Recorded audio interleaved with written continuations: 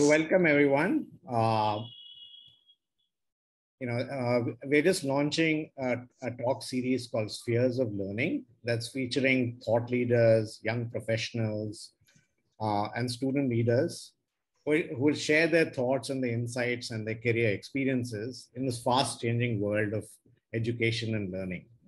Right? The goal of the Spheres of Learning is to prepare students, parents, and even educators on exposing them to different career paths of the coming century. So participants will be able to interact. We'll have a series of guests on different talks. Today's guest is Dr. Anupa Bajwa, and she's a tech lead at NASA. She leads the Discovery and Systems Health tech area in the Intelligence Systems Division at NASA Ames Research Center in Silicon Valley. She manages 6 vibrant groups developing automation technology, which deals with diagnosing, finding root cause, fixing, using technologies like machine learning, multi-physics modeling, computational materials, and quantum computing. That's quite a handful, Anupa, so you'll have to explain to us what this all means. Anupa has been at NASA Ames for over 24 years, and she's led the development of many automated autonomous systems for unmanned aerial vehicles and spacecraft. For example, there was a mission called LADI that NASA had sent a few years ago, and she was responsible for mobilizing a small team to deliver onboard fault management software that enabled a long and successful lunar orbiter mission. She's currently working on a project that is going to look at finding water and volatiles on the lunar surface, I believe. So Anupa has a doctorate in aerospace engineering from Penn State, master's degree in aeronautical engineering from Ohio State, and a bachelor's degree from aeronautical engineering from IIT Bombay. Anupa has been a close friend since over 2 decades, and we welcome her here today. Right. So welcome Anupa again. Yeah, thank you. Thank you, Girish, and thank you to MySpheres for inviting me for this talk. I'm so delighted to engage with you all in this sphere of learning. Thank you for the invitation. And, this is our sphere, so I can now start sharing my screen. I know it's morning for you. It's still nighttime here for me. Yes. But, we're all on the same blue marble. So yes. Let's go ahead. Yeah, so this will be a very brief presentation, and then we'll open it up for free-form Q&A and interactions. Okay. So I'd like to talk today about expanding our horizons. And today's date on the Gregorian calendar is March 26, 2022, but on different planets, different calendars, it could be different, right? My location, my work location is NASA Ames Research Center here in Northern California. It's on Earth, in our solar system, on the Orion sphere, in the Milky Way. And here's a picture of our Milky Way. And Orion sphere is somewhere about here, this little finger coming out of one of the 4 spiral arms. So if we think of these 4 arms and we're spinning around, they form a little spiral shape. And that's our Milky Way spiral galaxy. So again, here we're on our blue marble here. Can you see my cursor? Yes, yes. Yeah. And for millennia, humanity was on the land and in the water. And eventually we were able to, emulate the birds and get into the air. And we couldn't do the flapping wings, but we could do the fixed wing aircraft mode of transportation. And eventually went beyond that, rockets took us to low Earth orbit, up to the space station. And now we have bigger rockets that can take us, beyond low Earth orbit. Right. We've been sending robots and rovers to Mars and other spacecraft to Jupiter, Saturn, and beyond. We've also had some very fabulous space observatories, space telescopes, that take us way back in time, outside our solar system, outside our galaxy, and get light from different galaxies far, far away. All this would not be possible without our crew, our humans, right? So a core part of the NASA's mission is to advance the nation's STEM education and workforce, to attract and advance a highly skilled and competent and diverse workforce, and to ensure availability and continued advancement of strategic and technical and programmatic capabilities, right? Without the people, there are no missions. I'd like to just start by saying that the first A in NASA stands for aeronautics. So we started as an aeronautics research agency a very long time ago. We started by looking at research on wing shapes. You know, if you look at the cross section of a wing, it's you know, like an airfoil. It's very light, very strong. It has to generate a lot of lift, and the body frame has to minimize drag. So NASA played a big role in computational fluid dynamics codes and models, and in actually wind tunnel tests of all these different components for aviation. And over the last 5 decades, we've invested a lot of money, and air transportation today is what it is because of that investment. So in 1980, I worked as an intern at Air India's engine overhaul division. And I was looking at these big turbofan engines. I still remember the model, JT90 model of engines, and the mechanics would take them apart and clean each blade. And each of the turbine blades was exquisitely machined with fine holes so that you can blow cold air through those fine holes and cool the hot part of the engine behind. Because the thrust comes from taking in compressing cold air coming in, adding fuel energy to it, and the hot gas is expelling out from the nozzle. So I still remember I was the only girl, only young lady on the floor, all these technicians around doing their work.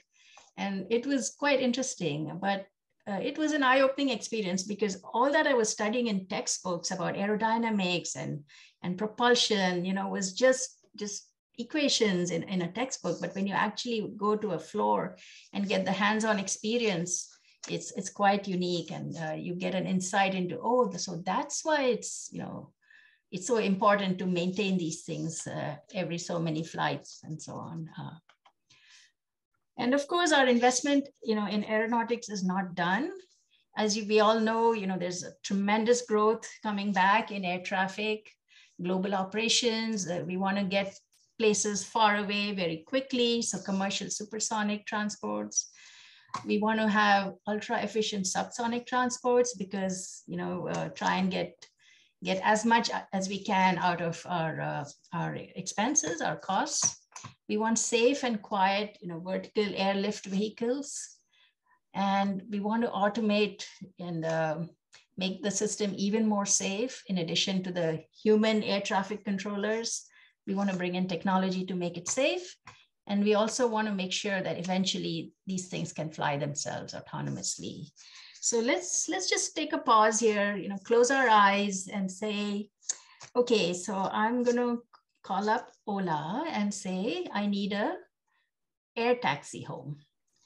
And I've just finished watching a cricket match, and I'm outside on the Maidan, and I say, I need an air taxi ride home. And suddenly this rotorcraft comes and lands safely among all the people on the Maidan. I walk in and I say, take me home. And this thing knows my voice, knows my name, knows where I live in Villeparle, and it takes off and flies to Villeparle and lands on my building terrace, fully autonomously, no pilots. So, that's, wow. Yes. So that's the kind of scenario that we are helping develop in our advanced air mobility projects.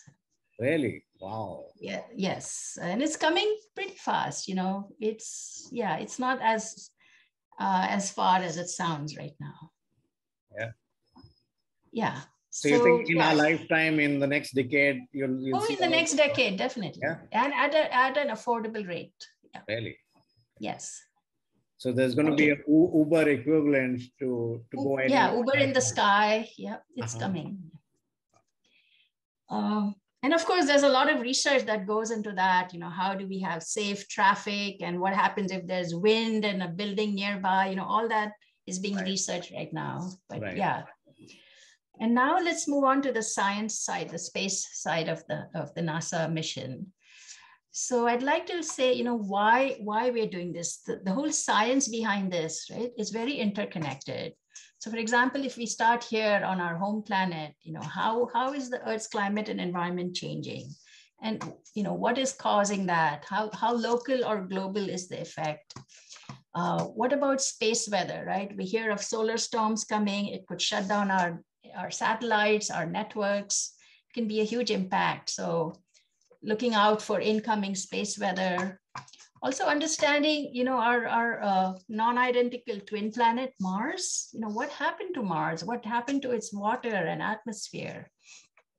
So understanding how planets evolve, and also looking for exoplanets outside our solar system. Looking at how they form and evolve, how stars form and evolve. And also the really big questions of, how did the universe begin and evolve, and what will be its destiny? So all these things are interconnected, and the way we invest in our missions, the way we select, which planet we should go look at, or which moon of which planet we should go explore, is guided by this interconnected need, and also guided by experts outside the agency. There are academicians who provide decadal surveys. Every 10 years, they say, okay, this is worth exploring, and this is where we think the interesting science is. So we are informed by that. So again, now let's step back. All of us, each and every one of us, we are 13.7 billion years old and made of stardust. So if we think of, how we understand the origin of the universe currently, this is one model we have, that it started with, a big bang. There was a period of very rapid inflation, and then a bit of, cosmic micro background glow, a bit of dark ages, and then the stars started forming, galaxies. And this is on a huge scale. Let's just keep that in perspective. So when you talk about stardust, what specifically do you mean, Anupa? Yeah, so stardust is, all the atoms in our body, right? Whether it's carbon or oxygen or, phosphorus, everything came from, this whole every chemical compound or anything. Everything that's, even the proteins, right? If you break down the proteins in our body, eventually it's carbon-based life. Right. So we all came from this common thing, and evolved over many years into different forms, stars, galaxies, but eventually it's all, from the same primordial soup that everything started. Right. I had a point for the audience. So currently y'all are on mute, but y'all can write your questions and send it to mysphere.net, right, on chat. And towards the end of the talk, the thing will also be unmuted, where you can ask Anupa verbally as well. Okay, that'll be the format of how we do it. Yeah, I'd love to get questions and interact with everyone. Thank you, Girish. Yeah. Go ahead. Yeah. And as I was running this talk by my teenage son, he said, you should let everyone know that one person, one crazy scientist sitting in a room didn't make this up, right? This is work of a century of research in astrophysics, in theory, and theories are great, but they need to be either proven or disproven with experimental observations. Right. So, this is not one person. This is thousands and thousands of scientists collaborating, writing papers, debating, arguing, and then coming with observations that either support or refute these theories. Right. Yeah, go ahead. Yeah. So to support some of the observations, we have our astrophysics missions, where we have space telescopes. And when I say we, it's not just NASA. As you can see, we have the European Space Agency collaboration. We have Japanese Space Agency collaboration. This is a global collaboration. And we have so many different space telescopes because they allow us to go off the planet, out of the atmosphere, and look for things that, that are far away, that might be faint.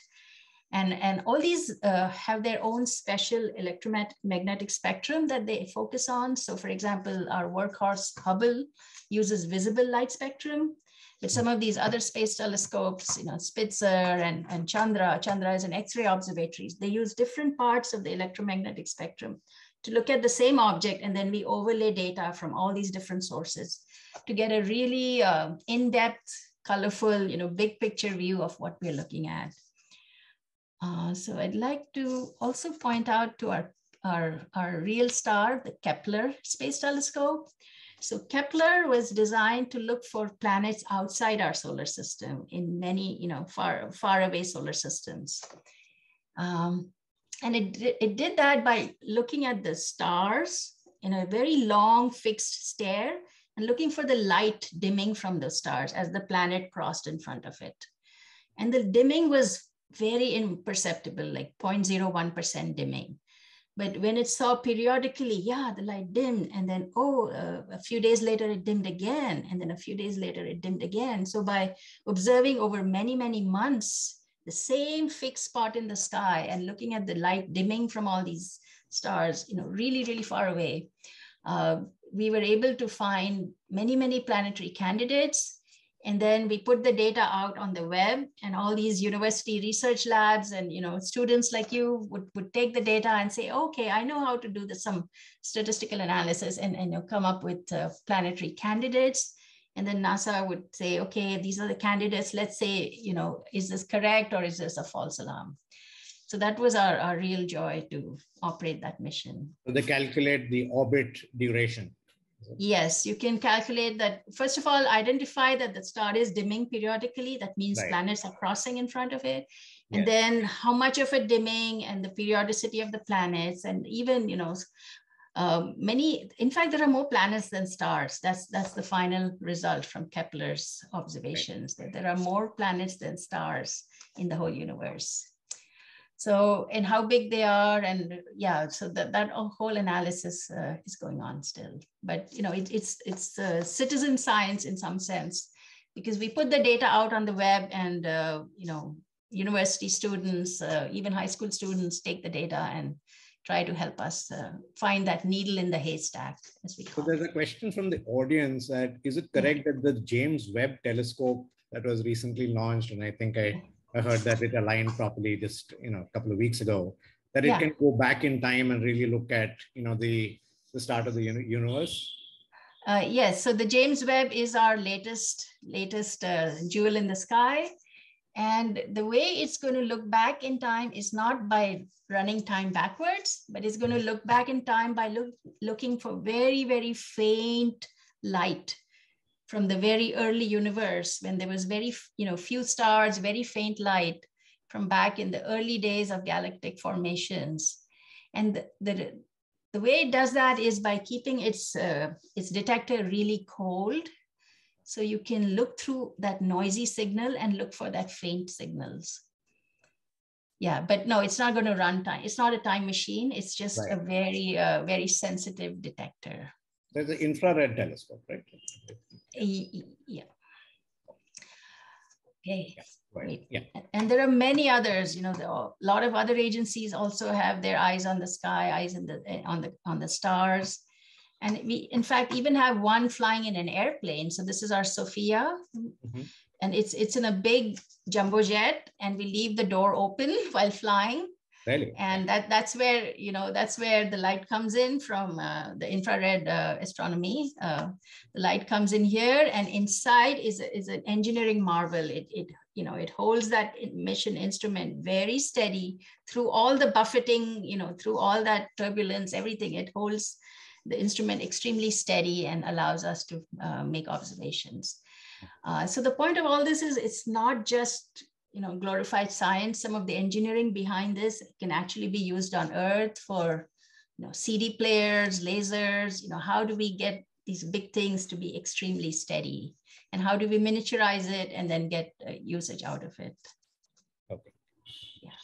So here are some quick snapshots from the Hubble Space Telescope. Now you can look at the very extreme deep field. There are millions of galaxies in this little piece of sky. Here there are worlds beyond our sun. Over here, we are peering behind galaxies through something called gravitational lensing. So we're actually being able to go past this and see what's behind, just the way the light reflects using gravity as a lens. We're seeing black holes everywhere. Most of the galactic centers have, ginormous black holes. We're able to look closely at Pluto, extremely far away, the dwarf planet right on the edge of our solar system. We are looking at planetary construction zones. How do planets form? How do stars be born in the Carina Nebula? What happens when a star dies? And also, how does light echo? Right? So if I go into a huge room and I say, very loud sound, it echoes back from the walls. So similarly here, light from the stars is echoing from this gas around the star. And, we can catch all this with this Hubble Space Telescope. So there was one more question from the audience, Anupa. Yeah. And that is, you had mentioned before about the dimming of stars being able to help us identify planets. The question was, how do we determine if those planets are in a habitable zone? Right. So we can determine the distance from the planet. And we have what is called the Goldilocks zone, right? Our planet, our home planet is in this Goldilocks zone, which is not too hot, not too cold. It allows liquid water to exist. So we can determine the orbital radius of these planets and, make certain extrapolations and say, is this in a habitable zone or not? A lot of the early planets we could detect were the hot Jupiters. They were huge, close to the star. So they were dimming the star quite a bit. And then once we figured that out, then we were able to refine our techniques to detect some of the smaller planets after that. But they come in all shapes and sizes. There's a whole variety of them.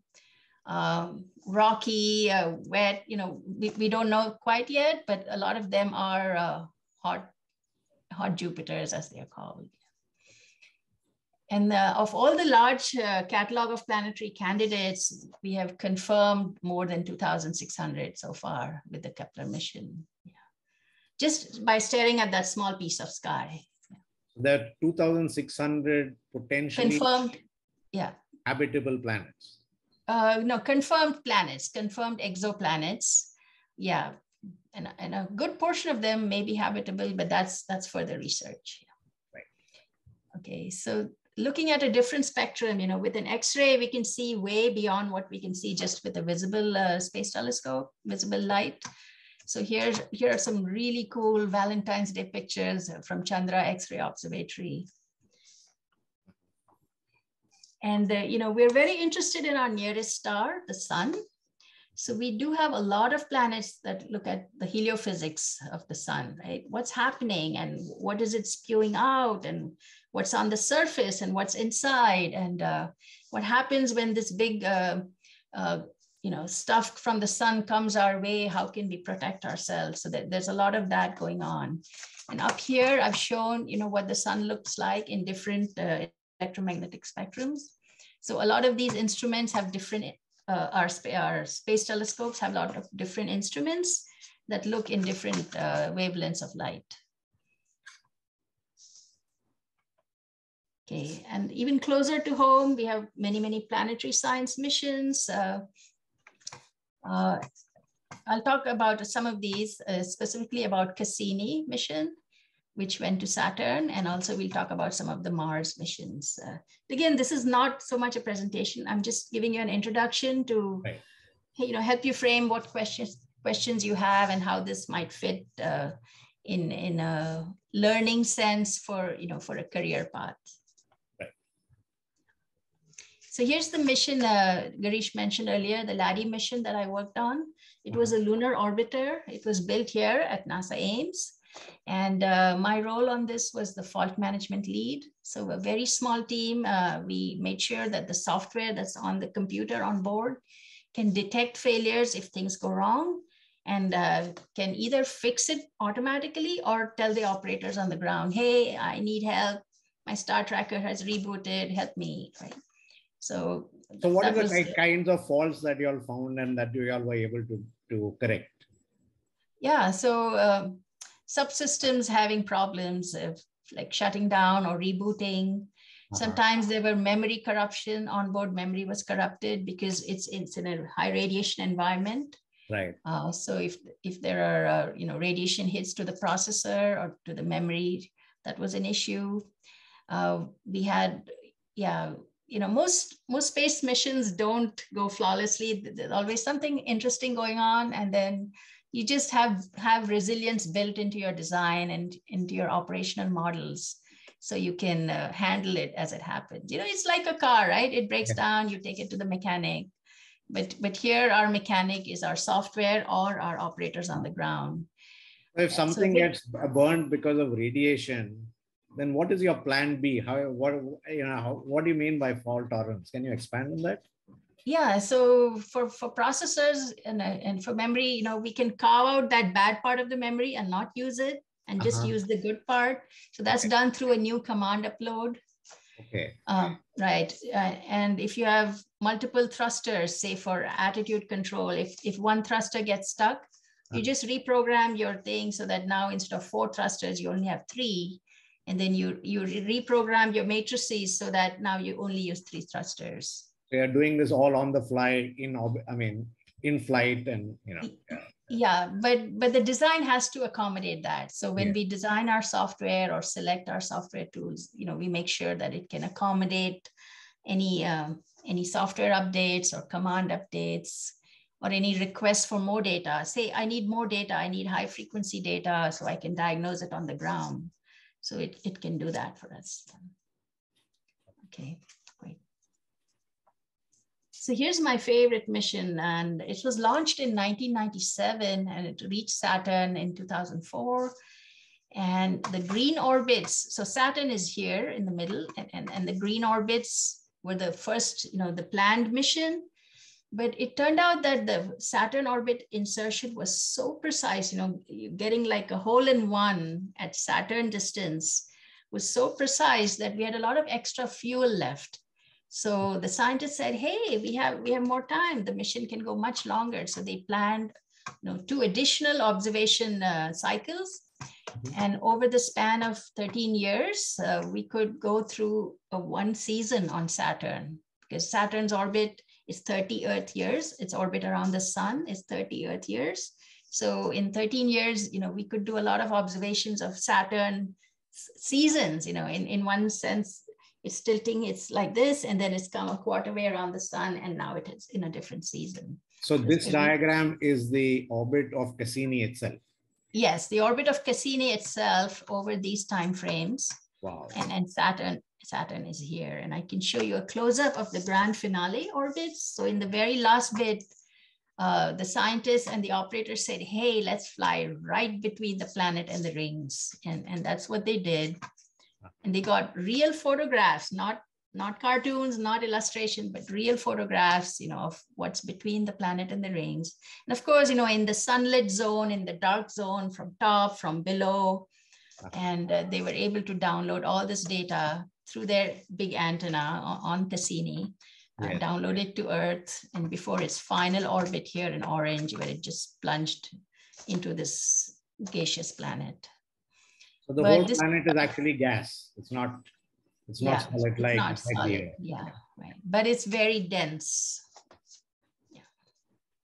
But this was one of our flagship missions, which gave us a lot of confidence in how we can handle, backup systems. So it's a very long duration, way more than what we had thought. So what does it take to operate a long duration mission that goes beyond its original, calendar dates? Right. Yeah. Okay. Now, even closer home. A lot of questions from the audience, but what I'll do is I'll let you complete the thing and we'll take the questions as we go, because some of them are not related to the slide specifically. So then in order to not disrupt the flow, I'll let you do this whole thing. And then the questions that are related to the specific slide, I'll raise as Of course. Yeah. Yeah. This is your show, guys. So I'm here to answer. Yeah. Yeah. Whatever you need. Yeah. Yes. And then closer to home, as you all know, we're exploring Mars. We have orbiters, many decades old orbiting Mars. We have landers and we have rovers. So initially our landers and rovers were small enough that we could just drop them from a height using kind of airbag kind of technology. But as they got bigger, we realized these airbags won't work. So we had to come up with a design which would actually, come down and slow down with a powered descent. And the problem with powered descent going too close to Mars, it would raise too much dust and make everything dusty. Our electronics, our cameras, everything would be too dusty. So at a certain height above the surface, we had to stop that powered descent and just land down on a little sky crane, like a rope putting you down. But now we don't want this sky crane falling on top of us and covering everything, right? So as we touch down, this has to cut off here and fly away.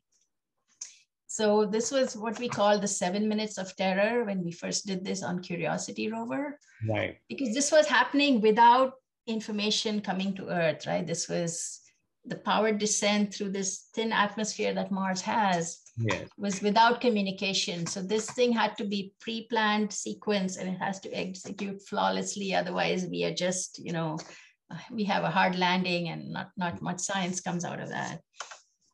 So this was very interesting. But once it was done on Curiosity, then, we could repeat it on Perseverance on our latest rover. Mm-hmm. And as you all know, Perseverance carried this little helicopter, the Ingenuity helicopter. So now that was our first flight on another planet. Quite amazing. Yeah. Yes, that was very bold, high risk, high reward type of mission. So all the scientists working on all these missions? Not all, but I see them in NASA TV, just like you guys, and I share them. And if I have specific questions, I email them and get or I just Google them and find their papers and read them, right? So it's but and maybe they're all very dedicated. In the cafeteria or something. Yeah, some of them are at Ames, but there are many other NASA centers. So some of them are at other NASA centers. Uh-huh. Yeah. But why are we going there? Yeah, one is the engineering marvel, but also the science, right? What does Mars look like? What does its terrain look like? Is there water? Is there ice? Exploration for potential future habitation, settlements, even next generations on Mars. So the goal is to go explore and understand, and then even prepare for the next settlements. So I'd like to end here. This is our agency. We have so many places to go, so much to explore. And in the context of our discussion here on expanding our horizons, I'd also like to just bring into focus some career considerations here and then get into our Q&A. Yes. Yeah. So this is a global think tank that recently did a survey during the pandemic on what are the top 15 skills for 2025.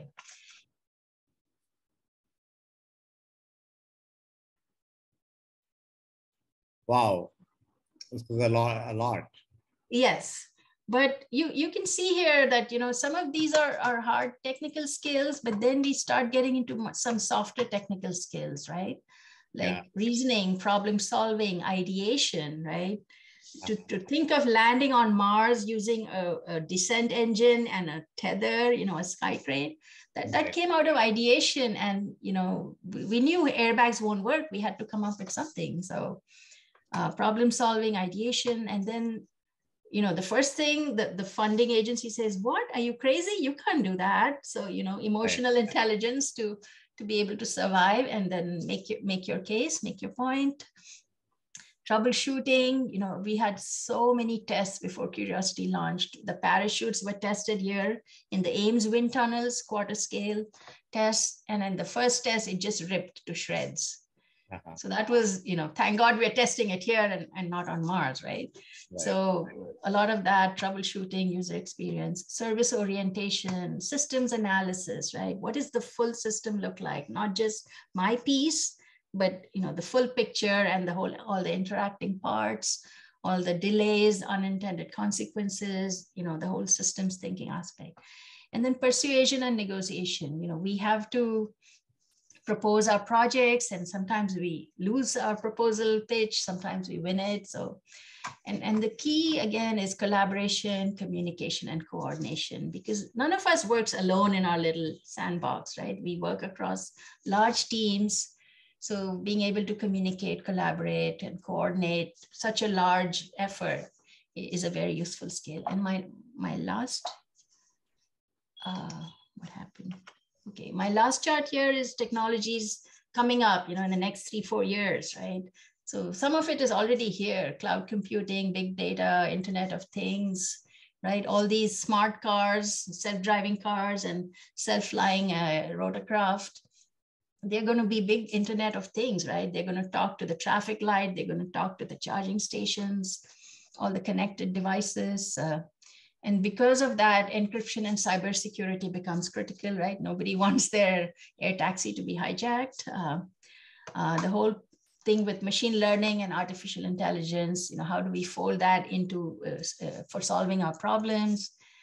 Remember I said I walk into this thing and I just say, take me home, and it recognizes my voice. Right. So, text, image, voice processing, e-commerce, and digital trade, robots, non-humanoid robots, right? All these robots manufacturing our cars and manufacturing our, our large heavy machinery, augmented and virtual reality, distributed ledger technology, 3D and 4D printing, right? So printing materials that adapt in time. Like you can think of it. 4D printing? I've heard of 3D printing. What is 4D printing? Yeah, so 4D is something that you print out or create that can adapt in time as the environment changes. Okay. Right. And then power storage and generation, right? All these places we want to go are far away from the sun, and everything needs power.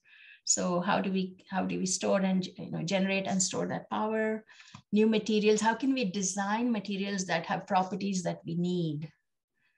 And then the whole biotechnology thing, robots and humanoid robots helping us here on Earth, and quantum computing as a new way of computing. So yeah, I'd like to end here and open the floor for questions. So many of these things are, what would your advice be for students to develop skills if they're interested in, in the talk, maybe in space, maybe in rockets, maybe in planes, maybe in, you talked about so many things, right? And maybe in finding life in other planets from a biology perspective, right? Or maybe, adapting some things for planet Earth, a large part of space exploration is to perhaps make our own lives better in a way where we can learn from the universe. So what would your advice be for students on, developing some of the skills that you took up as part of your journey? Right. And maybe you can stop sharing the screen and, Yeah, sure. Let me do that. Or we can refer back to it if needed. Yeah. Yeah. Okay, great. So yeah, I remember being a high school student, doing my homework and doing my quizzes and tests and, messing up and saying, oh, what happened? Why didn't that work? So, so of course you need your solid foundational stuff going. But then beyond that, right, if you're working, say, in a physics class or something, what's outside your physics curriculum? And these days, with so much information available, on the phone, so much news feeds, and how does a self-driving car work, or how did Cassini go, zipping around Saturn? It was physics, right? It was math and physics. So maybe just take some time, think about what interests you, and then how that applies within your curriculum and then outside your curriculum. So reading up from online sources maybe, and yeah. And also play with it. Sorry, playing with it? Play with it, play with your hands. If you can come up, find a simulator online which shows, planets and spacecraft zipping around it, play with it and say, what happens if I change the altitude? What happens if I change the shape of the orbit? Or if the power consumption is different, right? You can do so many what ifs. And by doing that, you will develop not just the analytical stuff, but the intuitive understanding of, how these things work, or even, robotic simulations or little Lego kits, robot kits, whatever it is that you're learning, both, cognitively and with your hands, with your whole body, is actually very powerful. And it's amazing on our team, some of our best engineers came from universities that had very nice labs where they were actually soldering stuff together, making electrical systems, with their hands, testing it, things burn, and then you try again. So learning from failure, learning from experimenting, hands-on, doing some projects and things. Yeah. Right, because that brings in a different mode of learning. When I'm just reading a book and reading it 3 times and memorizing it, it's a different form of learning. It's important, but it's not the full picture. So this experiential learning, learning in a collaborative team, right? Because every team member brings their heart and head and their hands, to the project. So learning from one another, different ways of communicating, different ways of trying and failing and encouraging one another. These are all amazing experiences and skills to develop. Yeah. But of course, the foundation has to be solid, your math, your physics, chemistry, bio has to be solid so that now you can build huge things on it. What if you were to look back from your career journey, and maybe especially as a girl growing up, when did you realize that you wanted to follow this as a career path? And what did you do to kind of get where you are? Yeah, so I actually went to an all-girls school. And that was quite nice because, we weren't competing with boys. We were just girls doing stuff in class, right? Math, physics, whatever it was. Then when I went to college, it was a little different.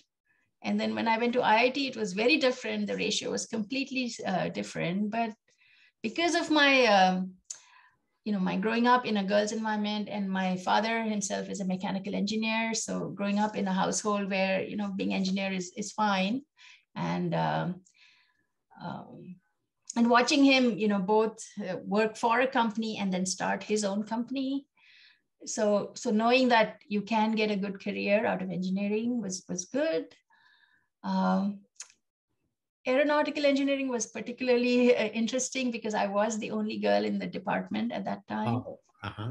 Yeah, but it was fine. Everyone, all my classmates were very welcoming. The professors were amazing, very dedicated, a little strict, but very dedicated professors. So yeah, I was very lucky to live, through that phase where I was encouraged and not said, oh, you shouldn't do that or you can't do that. So did you or your children, how did they develop an interest and this thing in STEM? And did you work on projects? Do they work on projects? What do you recommend to students in high school today? Yeah, so my daughter was also lucky. Her school had a lab where they could go and create things. She joined the school team for robotics and learned, both in the classroom and in the lab and on the field. And I remember when they first tested their robot, it crashed into the wall because they hadn't put a stop before crashing command. So, just learning through trying it out and doing things. Same thing for my younger kid. He, in middle school, there was a science fair project. He said, okay, I want to do this. And we took a little old leaf blower and he made a little hovercraft with a, plastic skirt around it. And he cut some round wood and learned how to draw a circle using, string and pencil. And so just, yeah, again, the textbook is fine. It's great, but actually when you do it, you realize where the ideal assumptions go away and then the real world assumptions start playing into your project. And then you kind of reflect on the learnings that you've done on the project. yeah, you reflect on the learnings, the failures, you realize you need much more time than you had thought, right? Don't wait till the last minute for your project because it may not work. So project planning, time management, all these soft skills that are so crucial in a real environment. And just, the experience of having fun and laughing at our failures, right? We all, can really benefit from that, because then we're not afraid. There's no fear anymore. And we know, it'll happen, and we'll get up and dust off and keep moving. So important to have that resilience in our students today. To keep not being afraid of failure and to try again, right? A lot of times our academic curriculum, it's all about, get it right the first time, but the experimentation to learn is sometimes missing. And if we read back on the history of scientific progress, right, without the failures, there would be no progress, because failing means we are stretching out. We are going outside our comfort zone, right? If I just want to be 100% successful, I'll just do little tiny things that I know will work all the time, and the progress will be too slow. But to get some kind of revolutionary progress, you have to have adventurous experiments that we know may not work, but hey, we should try it. I'll take a few questions that have come in on the chat. When and how will NASA launch the Gateway space station to the moon for the Artemis missions? So as you know, the Artemis 1 is already on the launch pad, getting ready for its final launch readiness review. The Gateway is going to be this lunar outpost orbiting the moon. It's going to be built in pieces, and it's a commercial and a NASA partnership. So there are commercial companies, working on the power and propulsion element. Then we'll add more modules, just like we did for the International Space Station, right? This whole big space station was built modularly over many years, a decade or more. So that's all on the calendar right now, and we're looking forward to some of the first few flights to learn from it, and then and start assembling this. But it's happening. It's going to be very interesting to have a lunar outpost, orbiting the moon. And who's now trying to send? I know Elon Musk's SpaceX's goal is to put man on Mars. Is NASA also working on that, or? Not right now. So our Mars plans are, Mars sample return. So all the stuff we have sent to Mars has been one way so far, right? Nothing's come back from Mars by design. Right? So our first sample return mission will be, our existing rovers are collecting the samples, then something has to go down to the surface, get the sample, and climb back up to this bigger Mars spaceship. And then this bigger Mars spaceship receives the sample and then comes back to Earth and lands safely, and lands the sample safely, at least. So that's in work. But the human missions, it's, it's adventurous, it's bold. Yes. But it's nothing near term for us. So what are some NASA frequently issues warnings about upcoming solar flares and storms? And how does this affect your missions? I'm paraphrasing a bit, but So that's a good question. So we call this space weather monitoring. So we know, so for example, the light from the sun takes 8 minutes to reach Earth, right? That we're 8 light minutes away. But all the solar flares and other actual particulate stuff doesn't travel that fast. So we get enough early warning of, incoming solar weather. So we can actually warn our constellation of satellites to hunker down, maybe even, go into safe mode and not do anything for a while till this thing passes. So that's to protect our infrastructure, basically. There's another question. As a student, what are the available opportunities for astrophysics? If a student is interested in astrophysics at NASA, do you all have any things like internships and other things? Yes, there are internships at the college level usually, but our education and outreach department has a lot of very cool lessons. Like for Pi Day recently, we had a very nice set of lessons involving Pi. Yes. So, check our website, nasa.gov, look at the, for educators and for students section, and you will find so much information. You can find almost games that you can play. How would you design a Mars mission, or how would you design a space telescope? If you had to choose between these components, what would your choice be and why? All the what if scenarios. So that's how you get familiar with the terminology, you get familiar with mission design concepts. And then when you're ready to apply for your internships, right, you have the context, you have the vocabulary, you have the confidence to come and apply. And it's getting to be a very global internship opportunity now, because you can be virtual, you don't need to travel as much. So all these opportunities are opening up. But yeah, keep dialing in, basically. Whatever interests you, whatever type of mission, or if it's in biology, even on the biology spectrum, we can go from astronaut health, right? What happens to our organs when we are orbiting the Earth for 100 days or more than a year? How does our body change? How do we adapt when we come back to Earth's gravity? So from astronaut health and all the way down to the cellular level, what does life look like? And if we had a field guide to aliens, right, what would we be looking for on these other planets? And then even more sci-fi than that, we can get into synthetic biology. How do we create life in a lab that can now help us do what we need to do in terms of space exploration?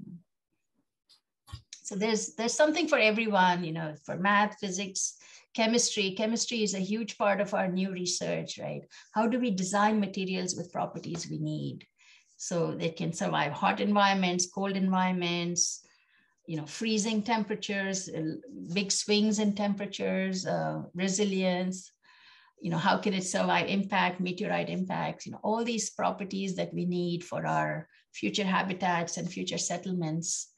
How can we design that using our knowledge of chemistry and our technology tools like machine learning and other things? So would you say that people who work at NASA are not necessarily aeronautical engineers or computer science majors, right? They may come from many fields like biology or chemistry or physics. Yes, many fields. What are the other fields, if you can mention the ones that I haven't mentioned?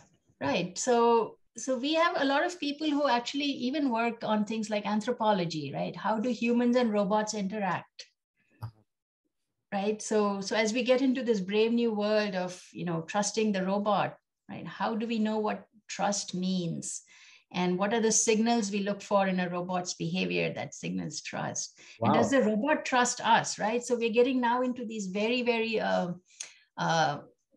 non-traditional STEM fields, but they're very important for our future missions. Human-computer interface design, right? How can you help design a very intuitive interface so that if a human has to react quickly, it's easy. We also have people, of course, working in our mission operations side to keep NASA running as an agency. So it could be finance people, HR, legal. So really, we have people from all fields, who find their career path and come and help us thrive as an agency. Yeah. So there are a few questions on the emotional side or the human side. So I'll take some of them. One is, do you remember all the formulae that you learned from your textbooks in schools and colleges? And how do scientists and researchers really, do they have to memorize anything?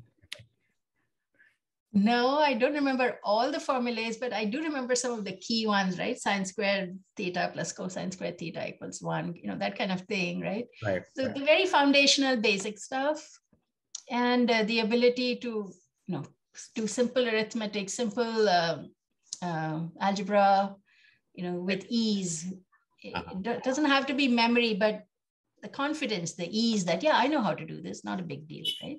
Right. And the more technical stuff, I can always look up a log table. I can always, look up stuff. And nowadays online, everything's online. It's just insane. When I was growing up, I had to go find that book on the dusty library shelf and look it up. But now you guys are so lucky. You have everything at your fingertips. So, but learning how to learn, right? Having that confidence that, whatever it is, I have a foundational knowledge that's very strong. And now this new challenge, I know how to learn it. And also being this mode where learning keeps going, right? Even at my stage in my career, I still sign up for new learning, new training courses, new fields that I haven't worked in. I, in fact, took a Origins of Life online course, right? It was very, very biology centric, and I hadn't touched a biology book for years, but it was very interesting. So learning how to learn, making the time to learn, and having that confidence. Yeah, I know how to do this. Not a big deal. There's another question on failure, right? Because you'll experiment so much, and a lot of times maybe you have hundreds of experiments that keep failing. So what motivates you and your team to keep going? And maybe y'all have still hit a brick wall and you don't know how to bypass it, right? How do you get past that, and how do you motivate yourself? Right. So before we put anything on a real mission, right, it has to be tested on toy missions, or in a sandbox, or on a lab bench, or in a simulation, right? So we call that climbing the technology readiness levels, TRL. Mm-hmm. So a lot of experimentation is done at the lower TRLs for a new technology. Mm-hmm. And then we try it, it doesn't work, the code crashes or it hangs up, we don't know what's happening, or the bench test, smoke starts coming out from it, right? So we have to go and figure out. But it's not done, on the final mission. It's done at these lab tests, unit tests, and then small integrated tests before we actually take it up. Even for a free fall flight test, even before actually going into space, we sometimes run our tests on these trajectory flights. So it simulates a free fall for a few seconds, and then that's how we test our things. But yeah, without testing, nobody's perfect, no system is perfect, no scientist is perfect. Things are going to fail, and the more we can test at the highest fidelity test bed earlier in the mission, the more chance we have for a successful mission. But yeah, testing is actually fun, because now you have to set up the whole test. How am I going to measure this? What readings do I expect to see? And then what readings do I actually see? How do I reconcile that? Right. Is my assumption incorrect, or is my thing not working, right? So that whole process is very powerful, and it takes a long time. So again, we come back to test planning, time management, make sure we keep plugging away at the developing the skills to not only do the academic learning, but maybe do project learning. I'm just trying to paraphrase what you're saying. Yes. Correct me if I'm wrong here. And then have some experiential learning thing on whichever subject that you're interested in, and kind of get into it and do something from a project perspective, and then reflect on why it failed maybe, and what could make it better. And maybe ideally you don't need to necessarily do it in individually, but also in teams. So there's that team learning aspect that happens, right? Right, yeah. And we do capture everything in our lessons learned database. A lot of it is internal, some of it is external. But yeah, learning from our tests, oh, that material didn't work, maybe we should try a different material next time, or that particular process didn't work, or that sensor didn't have the right sampling rate, all these little minutiae details we try and capture. So you record this and like a lessons learned. Yeah. Thing. And then you refer back to it. Yeah. In future tests or something. Right. Yeah. That's very interesting you bring that up, because in fact, what we are launching is something called MySphere, which allows students to record their projects and reflect on it, So they can record for themselves what went wrong, because actually a lot of times you learn more from what went wrong than what went right. What went right, it just happens, and you think that, oh, the textbook said this, and that's the way it works. Much of the learning is maybe in the failure, and you can, a lot of times we as human beings forget that, actually, because once it starts working, you forget what you learned, and you say that it worked right. And so and we think we're a genius. Yeah. So we've created a platform called MySphere, where students can record their projects, and then they reflect back to it even years later, even share it with other educators, other students, maybe students from around the world, and collaborate on different projects. And so we encourage everyone to start looking at it. It's a platform called mysphere.net. And besides that, we'll start having talks like this called Spheres of Learning, where we interact with guests like Anupa, so who can share their experiences. And we learned so much from you, Anupa, today.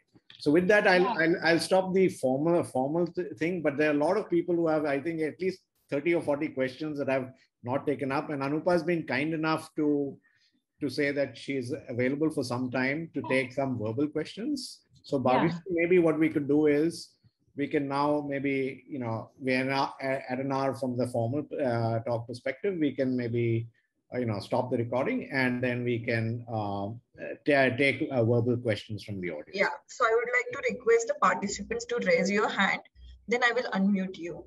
So please raise your hands if you have questions, and we'll be taking one by one. Yes. So Arav is here. Hi, Arav. Yeah. Yes, hi. I have many questions, 6 to be exact. Okay. So first is... Let me get my paper and pencil. Yeah.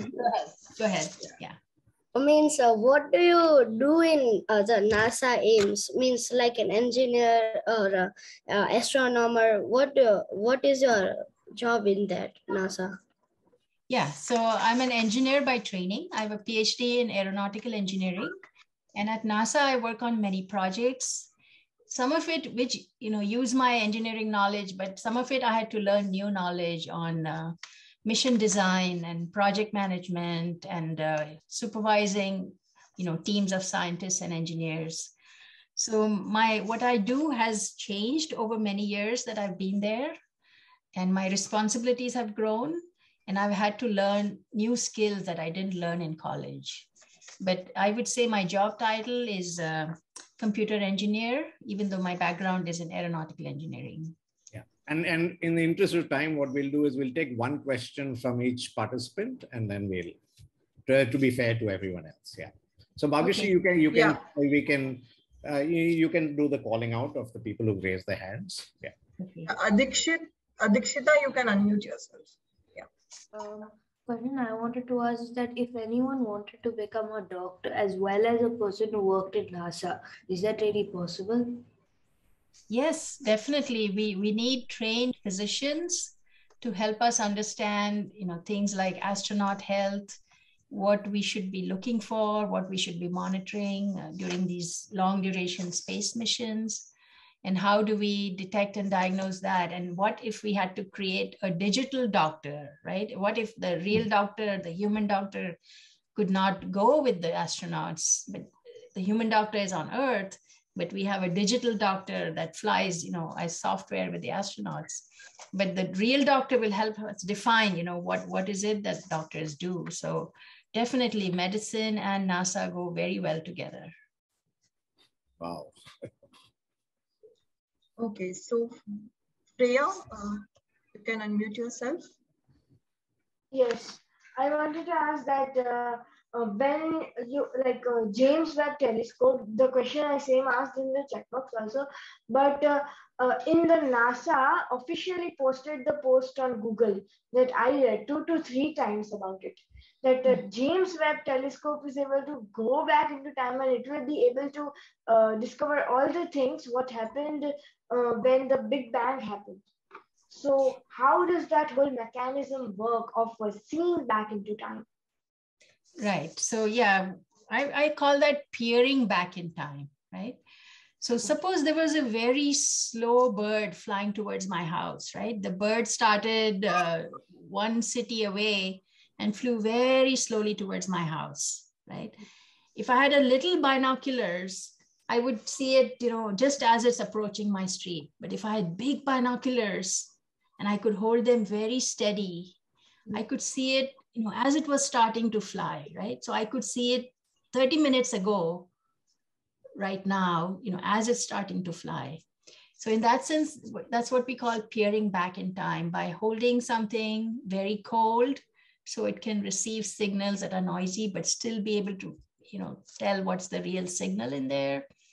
And also the light from these early days of the universe, right, undergo something called a redshift.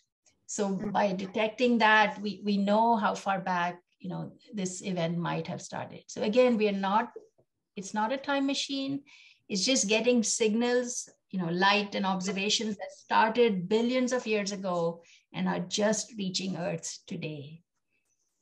Okay. So, and our website, nasa.gov, has a whole bunch of explanation on the design of the James Webb telescope, its detectors, its cooling mechanism, its communications links, So please take a look.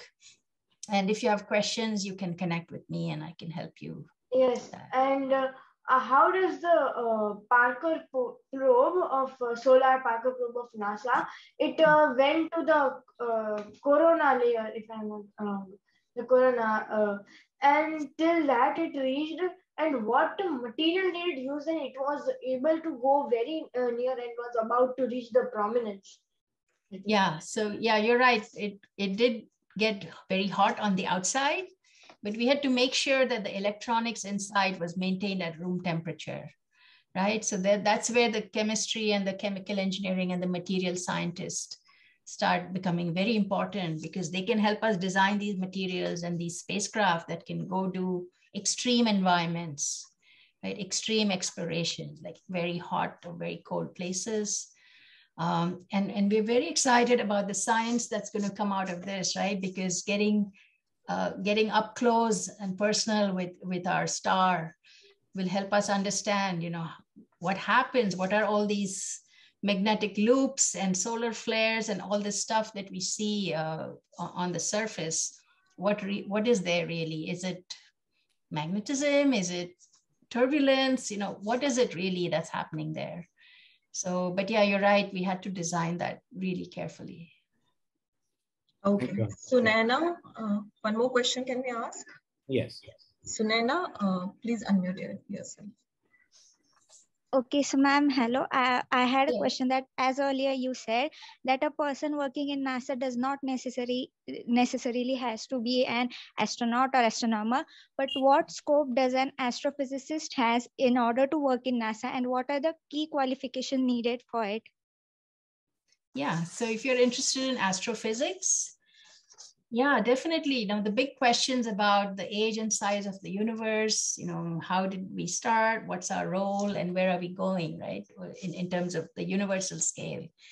So these are what we call the basic science, basic research type of questions.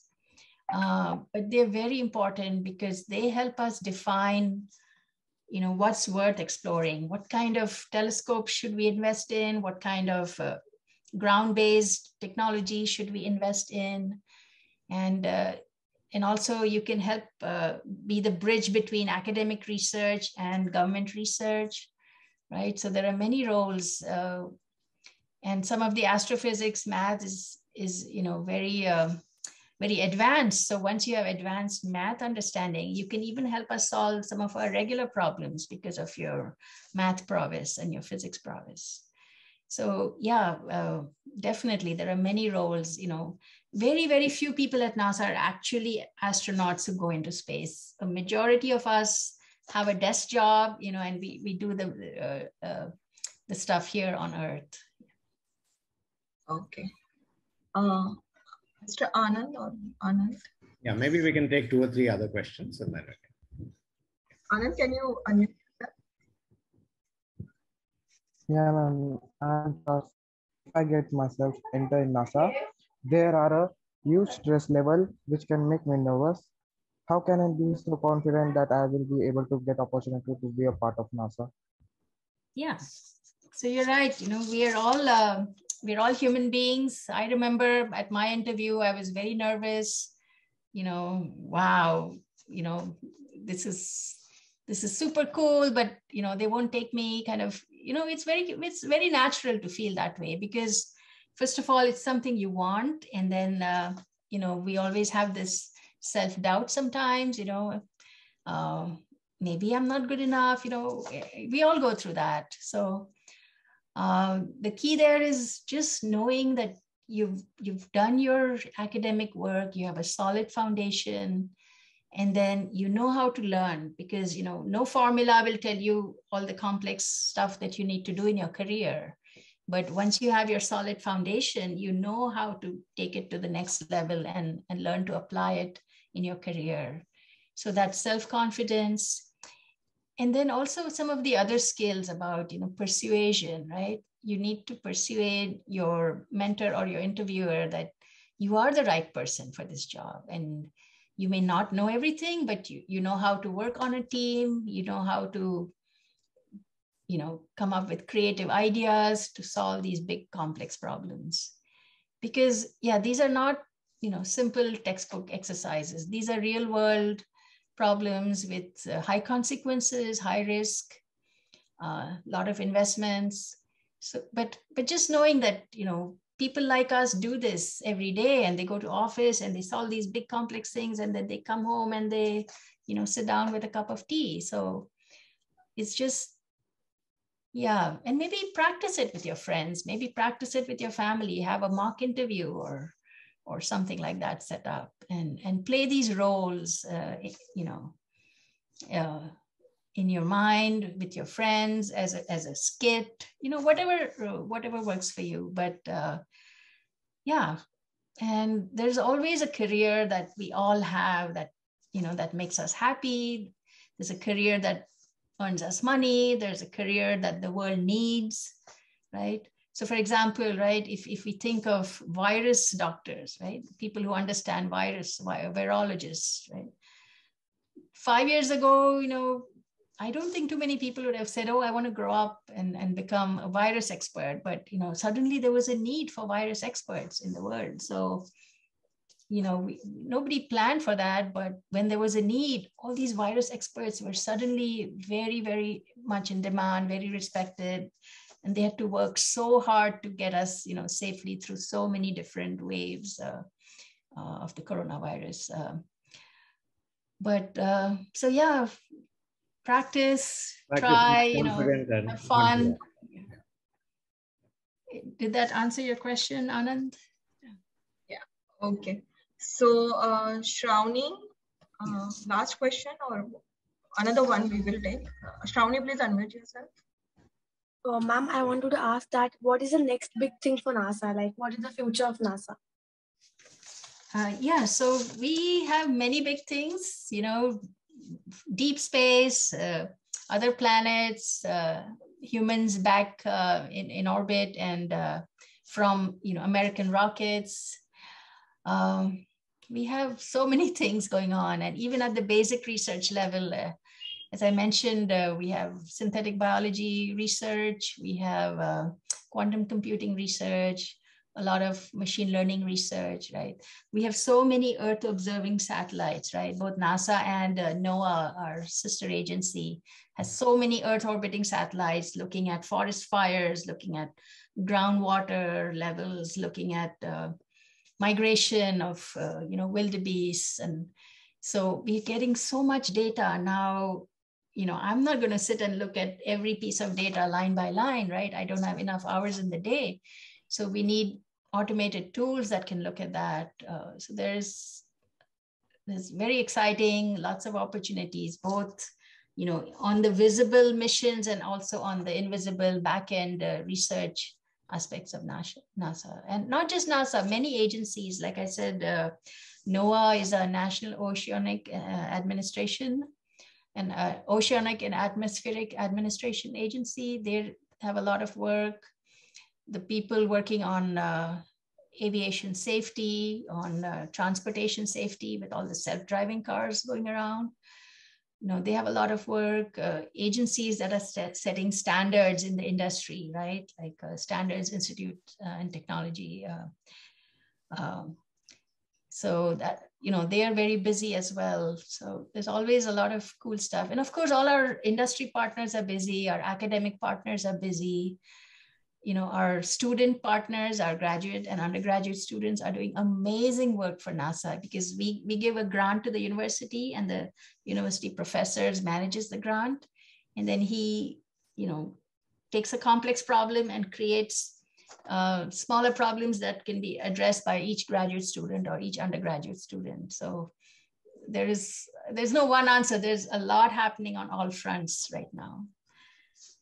Is that okay? Yeah. Yeah. Okay. Thank you. Thank you, Anupa. Yeah. Okay. With that, I'll thank you once again, Anupa. It's been a great honor to host you on an inaugural talk. You've been very, very informative and humble as usual. Anupa has achieved so much, and she's always grounded, right? And many of you all have heard that. And I think the thing that comes to me is that our own careers are actually up to us, right? If we are not scared of what we can do and not worry too much about the future, and not let the destination prevent us getting there, right? Because of worrying too much, and just work on our own skills, step by step. It's like climbing Mount Everest, right? I mean, you get there one step at a time. And from a student perspective, also being a parent, I mean, and some of us are parents also in the audience and other educators, really we can encourage students just to develop their own skills, learn from failure, reflect from that, start building their own portfolios, and then get exposed to many career paths. Space exploration and astronomy is just one of them, but there's so many other careers that are there. Yes, definitely. And yeah, as Girish said, reflection is a very powerful tool. So even if you have a little diary that you write every day, oh, today I learned, integration, or today I learned, calculus, or, laws of motion, or whatever it is that you're doing in a little diary. And then you look back, oh, I was doing that last month. Now I really know it. Or no, I don't know it yet. I need to work on it. So, that kind of reflection and deepening of your learning is extremely powerful. So I'm so glad to have this chance to chat with everyone. And yeah, please connect with me via Girish, and we can continue our conversation.